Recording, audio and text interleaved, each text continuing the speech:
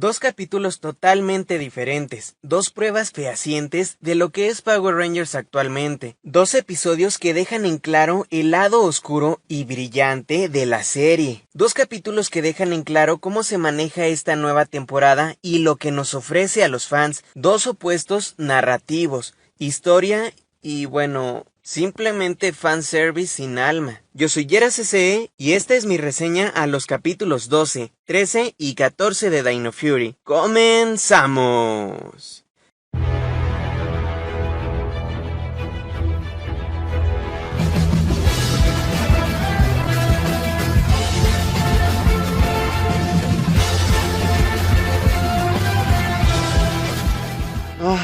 Ya ni para qué hago corajes. Ya sé que diga lo que diga, Power Rangers no va a cambiar, por lo menos por el momento. No sirve de nada que uno aquí esté como loco resaltando todos los errores detrás de la franquicia si la mayoría de los fans, ojo, no todos, se maravillan con el más mínimo fanservice. Como lo dije, estamos ante dos polos completamente opuestos, pero a la par representan lo que Power Rangers es en realidad actualmente en su totalidad. Hablando de la serie, obviamente, lo que en esencia es esta temporada, y lo explicaré de una manera sencilla. Desde que Hasbro implementó a su nuevo equipo creativo, esta temporada se ha visto bastante beneficiada por el guión. ¿En qué sentido? Los personajes tienen historias detrás, personalidades bien pensadas y sustentadas. Bueno, la mayoría. Ya no es como que digan, a ti te toca ser la muchacha que es positiva ante todo, pero parecen más un cascarón vacío reaccionando de forma incoherente y forzada porque pues a esa persona le tocó ser siempre extremadamente alegre, y acá en Dino Fury no. Bueno, por lo menos hablando del resto de los personajes en esta temporada. Los capítulos están más entrelazados para que no sintamos que todo se trata de un episodio que puedes ver al azar, sino que llevan una continuidad, pero sobre todo hay desarrollo para los personajes, en el que poco a poco podemos conocer más de ellos a través de cada nuevo episodio. Todo lo anterior son las mejoras que trae Dino Fury consigo, sin olvidar que tratan de dar una explicación a cada más mínimo detalle, que todos saben la secuencia de Morphosis porque la practican, que la Ranger verde no tiene falda porque se la arrancó, y añadiendo, tenemos una intención más decidida por buscar lógica no solo en esta temporada y este equipo, sino buscar una conexión y congruencia en toda la mitología de la franquicia. Hasta aquí todo suena muy maravilloso, ¿no? Pues no. Este es el lado bonito de Dino Fury, y es precisamente lo que la destaca luego de temporadas que dejaron mucho a desear. El problema viene cuando acompañando todas esas sorpresas en la historia, giros inesperados, conexión entre las tramas de cada capítulo, construcción en el origen y una unificación en el universo Ranger, creen que el fanservice es necesario para hacer una temporada inolvidable. Es aquí cuando en la comparación de estos dos episodios pasamos de un buen guión a un guión vacío conteniendo solo fanservice. Por un lado tenemos todas las adiciones favorables que ha traído Dino Fury. Trama por capítulo, desarrollo de personajes, comedia situacional, todo un guión pensado para entretener a la audiencia y generar esa conexión empática con la historia y sus protagonistas. Pero por otro lado tenemos el lado desfavorable de la temporada, el fanservice. Pero no cualquier fanservice, no. ¿Cómo debe de ser un fanservice? Todo fanservice debe ser pensado de manera rigurosa y detenida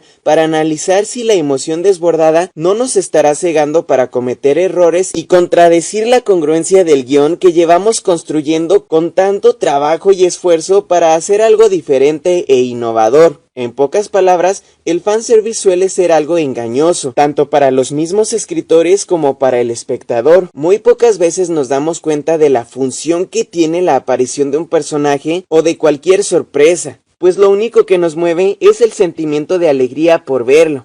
Hay tres tipos de fanservice. 1. El que aparece pero tiene una razón de ser lógica y se vuelve parte de la historia para ser un elemento más a añadir a la lista de factores a desarrollar dentro de esta, o en pocas palabras que está ahí para involucrarse en la curva dramática. 2. El que solo aparece pero no añade ni te quita nada. Su única función es esa, impresionar y enganchar. En ocasiones puede funcionar de forma agradable, pero en otras puede ser un desperdicio de sorpresa porque permanece inmóvil y arruina la oportunidad para una historia historia que sí represente un cambio trascendental o el aprovechar a un personaje en un regreso verdaderamente épico. Pero con este tipo de fanservice indiferente y desperdiciado, a veces puede convertirse en nuestro tercer caso. El peor fanservice de todos, el que ni añade ni permanece indiferente, sino que termina por arruinar en cierta forma una historia o a algún personaje. Y esto creo que es justamente lo que sucedió con el regreso de Lord Zed. En conjunto, como lo dije, estos dos capítulos representan a la perfección el guión de Dino Fury, de la temporada en general. Una narrativa que está haciendo las cosas de forma positiva para el ascenso de su historia, pero que en su desesperación por ser único y diferente, añade personajes de temporadas pasadas para recurrir a la nostalgia. Sin embargo, al contrario, termina haciéndolo de forma fatídica para su propia historia,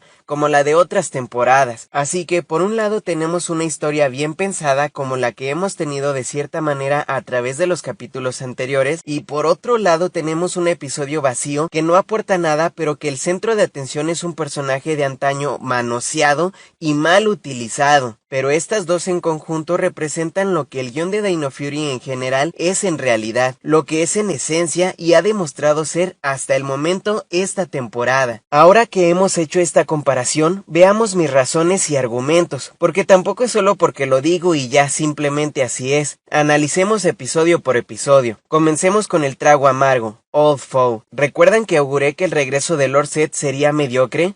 Pues sí, lo fue, pero no por los precedentes que había comentado, los regresos terribles de Goldar, de Jason o algunos otros previos, sino porque, como lo comenté, no era el momento de regresarlo ahora que Power Rangers fue removido de su público infantil y adolescentes a uno de bebés de kinder. Lo dije en su momento, primero porque la historia no le haría justicia al personaje, y segundo porque el episodio no estaría a la altura de su regreso. Pero ¿cuáles son estos puntos negativos? Primero, dejemos de lado que, como siempre, quieren hacer una aparición misteriosa y no dejan de repetir la misma dinámica sobreexplotada que les encanta. Lo cubren con una mantita negra para que nadie sepa quién es y ¡oh, sorpresa! Se destapa el villano. ¿Cuántas veces hemos visto esas mantitas de mercado? En lugar de haberle dado una introducción épica, nos dan esta entrada chafa y con notoria falta de presupuesto. Hay miles de maneras de hacer entradas a cobijarlo simplemente con manteles.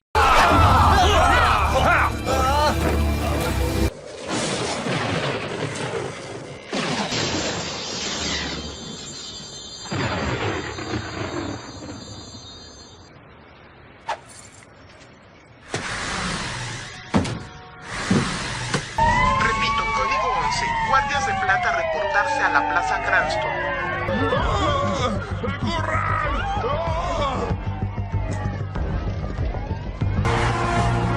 ¡Guardias, a sus posiciones!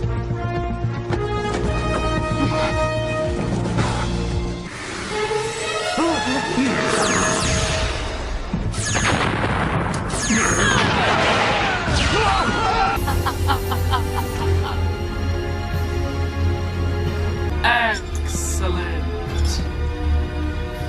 It's only a matter of time.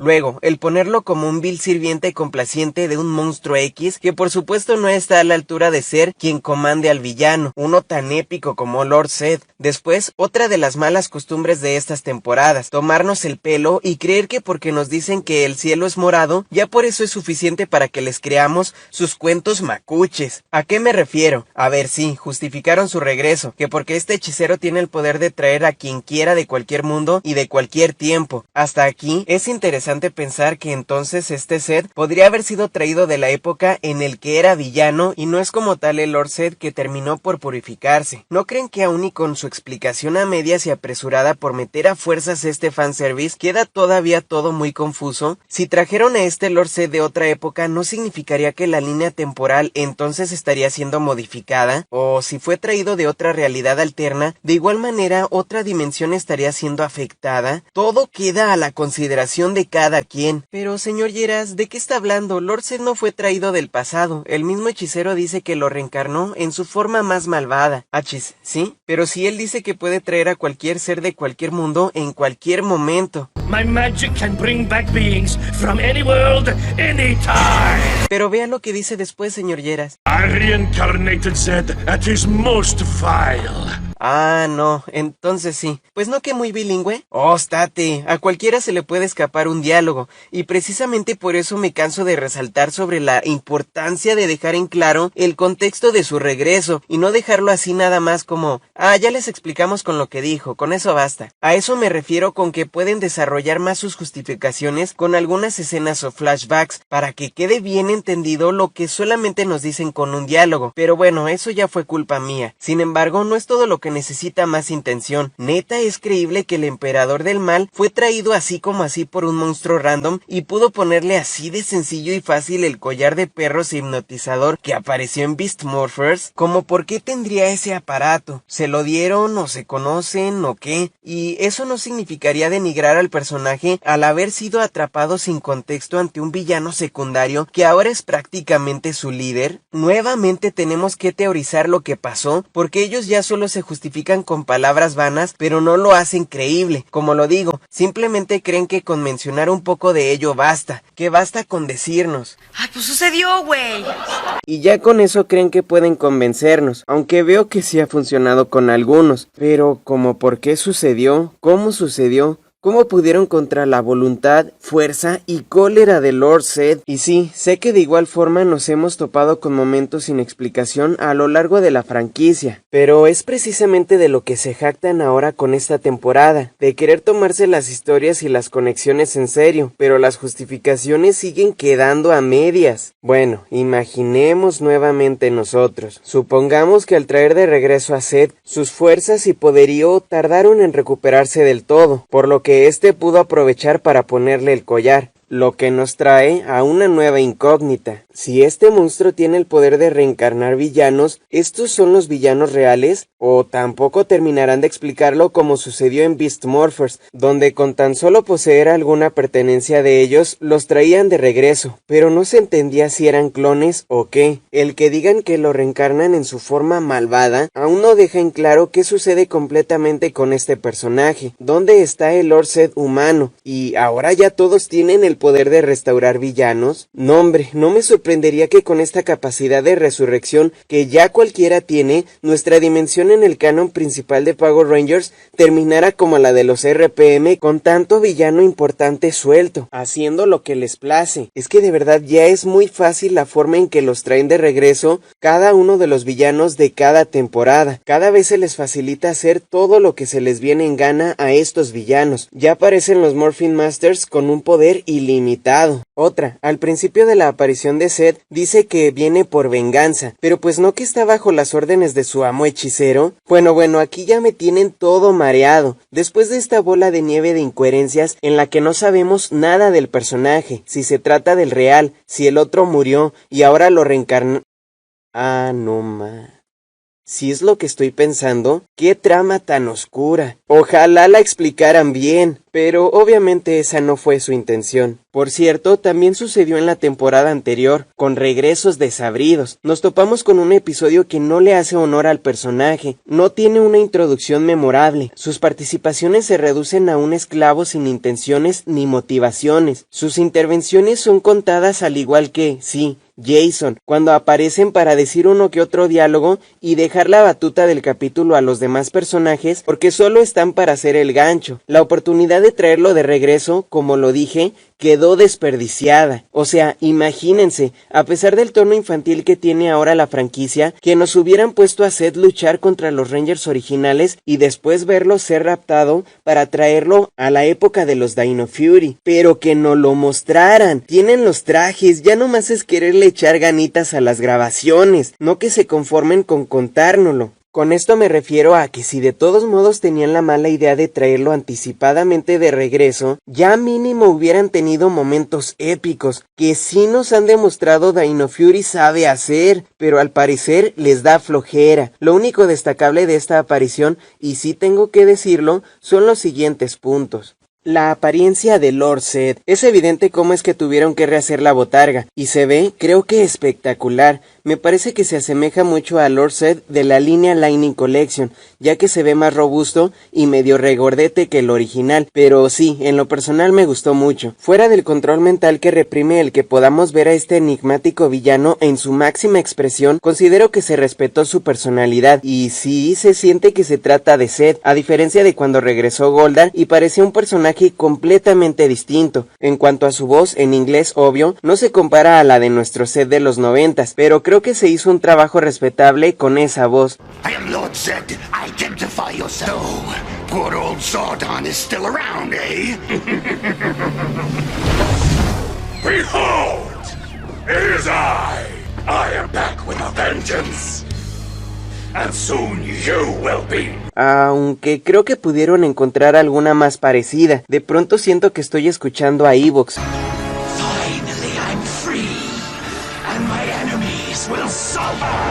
Siguiente punto positivo, el tratar de respetar su poderío e imponencia. Primero comenzando por el video, a pesar de esa introducción chafa y la explicación mediocre de su obediencia, el recorrido por su historia fue bueno. A veces no entiendo de dónde sacan esas imágenes grabadas, obvio hablando dentro de la historia, pero bueno, es como si renegáramos del especial legado de poder. Además me pareció épico que mencionaran que nadie pudo derrotar a Zed y que tuvieron que recurrir a medidas desesperadas para acabar con él mediante la onda expansiva de Zordon, respetando así al personaje y dándole su merecido lugar como villano trascendental y emblemático, además de que constantemente mencionan que es un ser muy poderoso y que su superioridad es difícil de igualar, convirtiéndolo en un contrincante a temer. Para rematar, cuando llega el momento en el que se libera, este se va con todo contra los demás y queda claro quién es el que manda. Como lo he dicho, Dino Fury se ha destacado por tener de las batallas más mediocres y fugaces que hace mucho no tenía una temporada, con muy escasos momentos que logran ser épicos en su metraje original, sin contar los del Sentai obviamente. Sin embargo, en este momento Zed tiene ligeros destellos de epicidad, demostrando que si quisieran podrían hacer cosas épicas y que el tenerle su respeto a este personaje, como lo mencionan varias veces como el gran villano, les dio la visión para hacer golpes y poderes espectaculares. Pero sí, aún así fue sumamente rápido y pasajero, como lo que nos tiene acostumbrado Dino Fury en sus batallas. De hecho, hasta Zed menciona algo como, ¿qué? ¿Ya nadie quiere pelear más?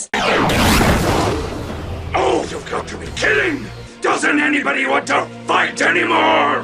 Como diciendo, antes éramos banda, barrio, nos agarrábamos a moquetazos entre nosotros y ahora ya solo salen corriendo. Y bueno, pues eso tal vez no solo ha sido en estas temporadas recientes, pero a mí me dejó pensando en las peleas tan mediocres que tenemos a partir de Dino Fury. Y ya, de ahí en más ya no sucede nada con Zed, porque como lo digo, solo lo traen para el gancho, pero los capítulos quedan a manos de otros. Aquí más de la mitad del episodio vimos al Ranger Azul peleando y tratando de resolver su dilema. De verdad, vean la magnitud y el tiempo de la intervención de Zed y se lleva menos de la mitad del capítulo. Con Jason pasó lo mismo, apareció, dijo sus líneas y de ahí solo vimos a los demás haciendo lo suyo. Lo que detesto es que ya todos conocen de todos. En Beast Morphers era porque eran cadetes. Y bueno, ahí sí es una justificación razonable. Pero aquí ya todos conocen todo como si hubieran estado ahí. ¿Cómo supo Oli de que el collar lo tenían los villanos de Beast Morphers? O sea, sí, por la USB que trajo Mick. Pero ¿acaso la revisó previamente o cómo es que se le grabó tan fácilmente que había un collar muy parecido? Es que como lo vuelvo a repetir, a este capítulo quítale a Lord Zed sustituyéndolo por algún villano al azar cualquiera y no cambia nada, porque el guión no tiene nada que aporte para hacer un episodio interesante, más allá de, oh mira, Lord Zed, es cuando te das cuenta que es un fanservice vacío y que al contrario se está metiendo nuevamente con un personaje al que ni desarrollo le dan, pero le están manoseando su historia. Y sí, como lo dije también, no solo el personaje no tuvo relevancia, sino que el entorno, hablando de la trama del capítulo, quedó super X, a diferencia del capítulo anterior que ya estamos por abordar, cuyo guión es totalmente lo contrario, algo que brinda desarrollo a los personajes y está cuidado de cierta forma en la escritura de sus acontecimientos. ¿Qué es lo que hace interesante a este episodio? Bueno, como lo he dicho, lo que ha hecho Dino Fury es desarrollar su historia y personajes, pero también he comentado que a pesar de eso, las historias aún dejan entrever su lado infantil como si la era Neo-Saban siguiera presente. Bueno, no como si siguiera, sí sigue presente, como por ejemplo que el obstáculo que enfrentan es un globito flotante, o que un humano aún sin ser Ranger de la nada toca la flauta y con eso ya los monstruos se aturdieron. ¿Cómo lo supo? ¿Quién sabe? O que los monstruos logran hackear la línea de los Rangers a través de un aparato Furries, y más cosas así que son muy absurdas, pero al final, aunque las historias son evidentemente infantiles, lo que por lo menos a mí en lo personal me ha ayudado a engancharme son los personajes bien cuidados y su evolución a través de la congruencia del guión. Pero Yeras, acabas de decir que no hay congruencia. Exacto, cuando intentan hacer fanservice, todo es hecho al ahí se va sin analizarlo,